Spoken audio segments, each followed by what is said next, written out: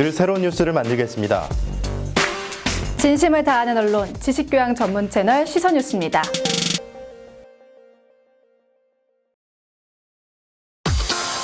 안녕하세요. 자동차의 모든 것 박진아입니다. 지입차 중에서도 좀 더 안정적인 걸 원할 때 완제 차량 많이 선호하시죠?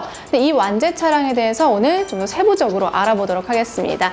요유통은 이하나 씨와 함께합니다. 안녕하세요. 안녕하세요. 완제 차량이 지입차를 하면서 그래도 조금은 안정적인 걸 원할 때 그때 이제 매출차보다 선택하는 게 완제인데 궁금한 사항이 너무 많으시더라고요.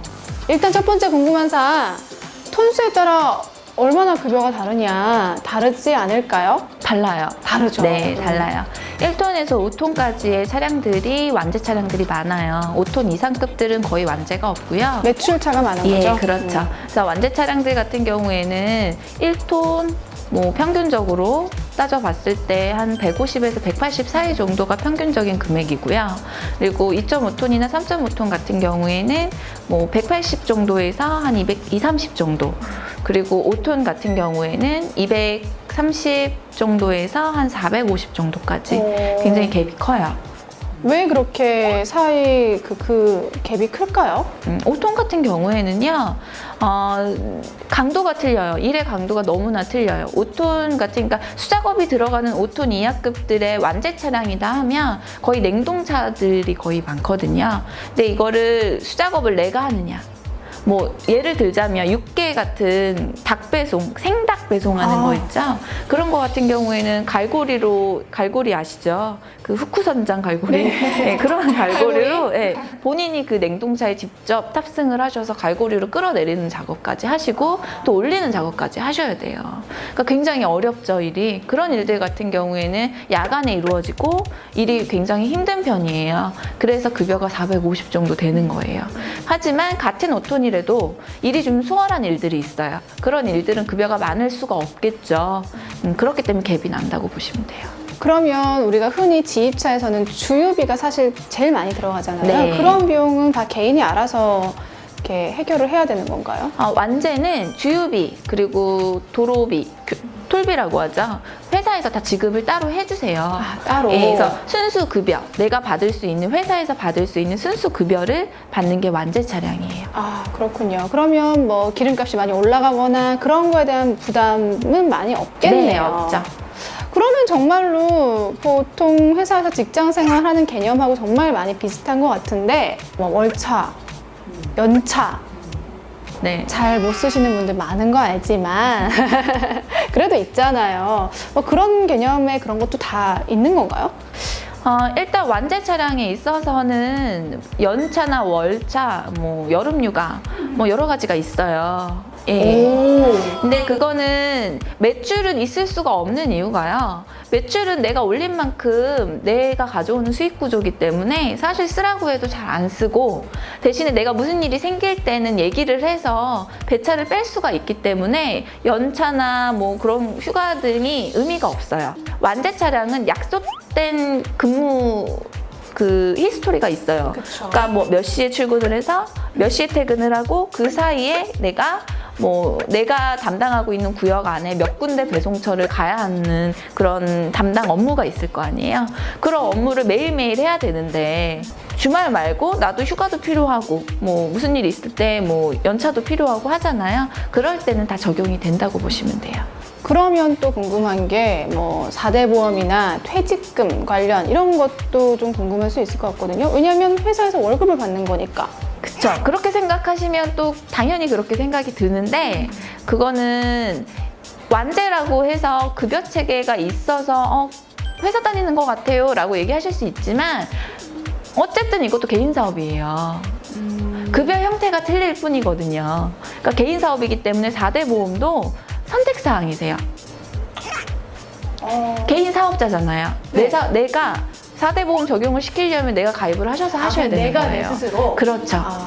그럼 퇴직금도 당연히 그런 부분들은? 퇴직금 같은 경우에는 없다고 보셔야 되는 게 맞지만 제가 이 일을 하면서 간혹 봤던 경우는 정말 대기업의 소가구 배송하는 이런 일들 중에 퇴직금을 주는 회사들도 보기는 봤어요.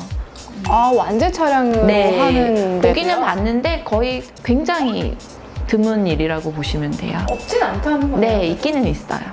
오, 퇴직금도 있다는 소리를 들으니까 좀 놀랍긴 한데요. 네, 오늘은 제가 정말 완벽하게 이해를 다 한 것 같네요.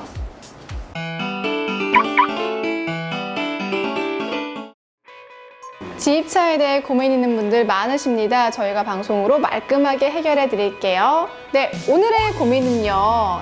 30대 후반 남자분이세요. 이 지입차 시작하려고 하는데 기본적으로 방송 보셨군요. 이 화물운송 종사 자격증이 있어야 한다고 방송에서 봤다고 하더라고요. 그래서 준비를 하려고 하는데 결격 사유가 있다는 말을 듣고 깜짝 놀랐대요. 그냥 내가 보고 싶다고 이렇게 바로 볼 수 있는 게 아니네요. 아닙니다. 아니고요. 아니군요. 네. 운전 적성 정밀 검사라는 검사를 받으셔야 해요. 운전 적성 정밀 검사. 예. 그래서 내가 운전을 해도 되는 사람인지. 막 MRI 같은 데만 들어가는 그건 아니고 그냥 기본적인 서류로 이제 테스트를 하는 건데요. 예. 그냥 뭐 결격 사유가 없는지 일단 그거를 보는 거죠. 그리고 결격 사유가 또 있어요. 또 있어요? 네. 이제 피성년 후견인. 피성년. 또는 피한 정후견인. 그게 무슨 말이에요? 되게 어렵죠? 저도 이거 외우는데 힘들었어요. 말 자체가 어렵죠. 근데 쉽게 말하면 정신적인 결함이 있는 분들을 말하는 거예요. 말 자체가 되게 어렵잖아요. 왜 그렇게 해놨는지 모르겠어요. 근데 사실 또 그런 건 있어요. 뭐 정신적이라는 말이 현대인들이 누구나 갖고 있는 병인데 그걸 또 이렇게 그런 단어를 굳이 써가면서 하면 오해가 있을 수 있기 때문에 그런 게 아닐까 생각은 어쨌든 드네요. 어려웠습니다. 그리고 또 화물차 자동차 운수 사업법이 있잖아요. 그 사업법을 위반했을 경우에 뭐 징역을 살았거나 뭐 실형을 선고받아서 이제 뭐 면제 받은 날로부터 2년이 지나지 않은 분들은 시험에 이제 응하실 수가 없어요. 와, 그런 경우를 다 기억을 해야 돼요. 그리고 또 운전하시는 분들 중에 가장 많이 걸리는 게 음주운전이잖아요. 음주운전. 맞아요. 정말 네. 위험해요. 정말 위험하고 걸리게 되면 어떻게 해요? 못하는 거 일을 못해요. 차 파셔야 돼요.